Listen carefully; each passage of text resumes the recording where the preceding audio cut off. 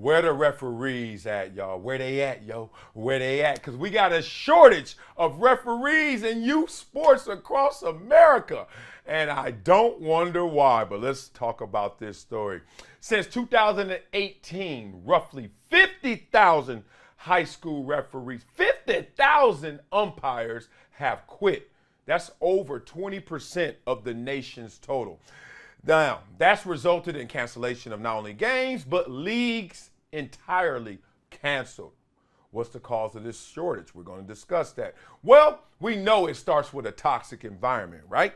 That parents, coaches, and players have created. Yes, this generation of athlete and the context and the circumstances around how much money these athletes are making, how much attention they're garnering, is now changed how we even consume the sports, how we even go to the games, and how we act.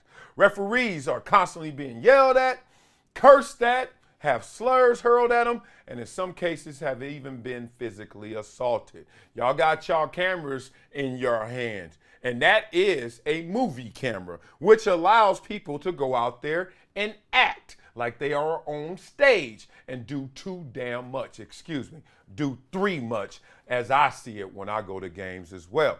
All right, so let's talk about in Kansas, where they passed a bill making it a crime to abuse a referee. Yes, it's gotten that far out of control. Provides an extra level of protection for sports officials at all levels, bumping, any physical assault, spitting. God, dog, you spit on me, game over. Unnecessary roughness. Oh, the ref gonna win this one. You spit on me if I'm a ref, it will never end for you. Menacing, threatening, abusive language. It's a Class B misdemeanor. They took it to that level. Now, that level of crime, you could get up to $1,000 in the fine, $2,500, and a year in jail, or both. They trying to get you out there. Let's talk about one place where they have a unique rule to handle unruly parents. You imagine this? If you fight with the umps during a game, you have to volunteer your time to umpire 3 games before you're allowed back as a spectator, or else stay your ass at home. That'll make you shut your mouth, right? You got to go out there and volunteer your time, even though you should be doing that in the first place. And the main purpose of that is not for them to call a baseball game, not trying to see if you're trying to get another job. It's for them to see what's going on out there, and that it is not that easy being an umpire, so show some respect.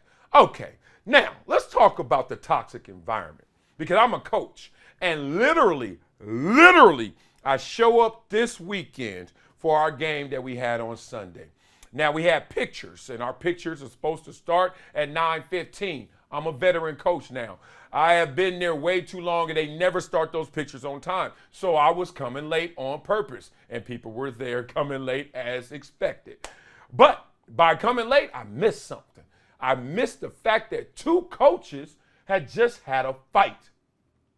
I thought I didn't hear. I was like, 2 coaches of 7-year-old football had a fight? And they were like, yeah, dog, they were going at it. Now, that didn't surprise me, even though it did catch me off guard, because I've been in situations before where the opposing coach is just doing 3 much.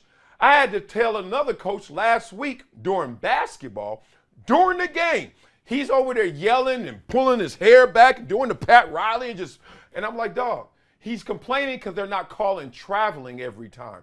And the ref has already told you, I'm not calling it every time. I'm calling it based on, I think, the talent level of the kid. So if the kid can dribble, I will call travel. But half these kids can't dribble, so I'm not calling travel, even if that kid gets an advantage. That's kind of how you play youth sports, right? We're all in this together.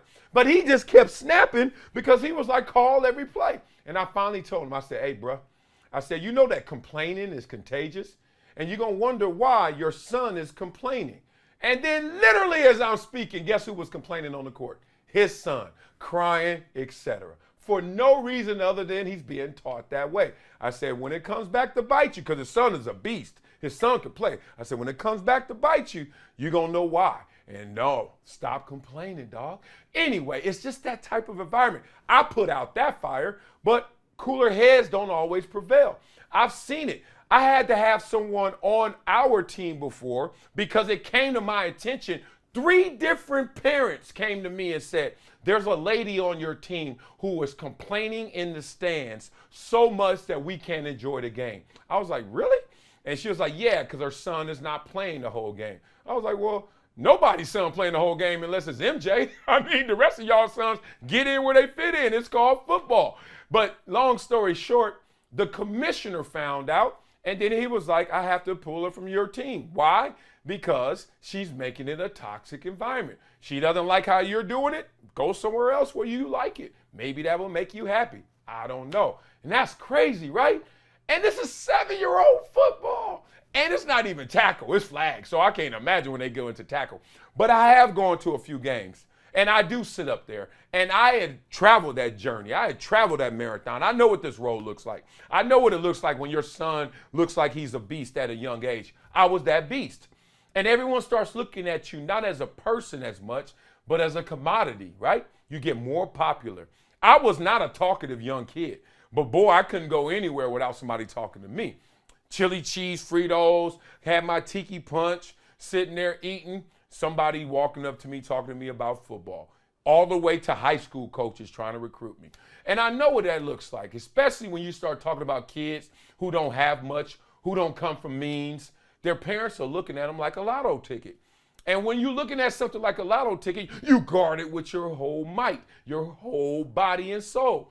Problem is, now you don't have the same respect for other people out there who are just trying to come out there and let little Johnny run around. Little Johnny's not a lotto ticket. Little Johnny has 2 left feet. Little Johnny just likes playing.